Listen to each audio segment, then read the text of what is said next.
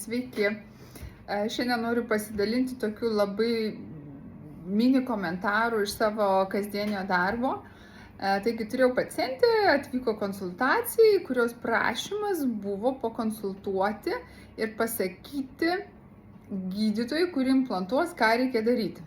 Man, tarsi, iš karto sukėlė klausimą šiek tiek abejonių, aš pasitikslinau pacientės, ar jūs tikrai turite omeny, kad man nereikia vertinti jūsų gretimus dantis, ar ne, dėl parodontozės, kokia yra jų būklė, ar tikrai aš turėčiau pasakyti, ką reikia daryti toje vietoje, kur bus sukami implantai.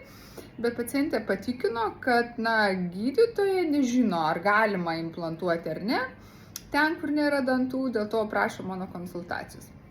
Viskas tvarkoj, visus pacientus gerbiu ir gydytojus, pacientei sudariau gydymo planą, paaiškinau ar ne, ką reikia daryti. Tačiau aš pati ir mano klinikoje mes taip nedirbam, mes visi žinome, ką reikia daryti, tiksliai žinome, ką reikia daryti, atliekame visas paslaugas nuo A iki Z, tai yra nuo ištyrimo, chirurginiai darbai, visi protezavimo darbai, estetiniai plombavimai, dantų gydymas, balymas ir mes pasirūpinam pacientų nuo A iki Z vienose rankose.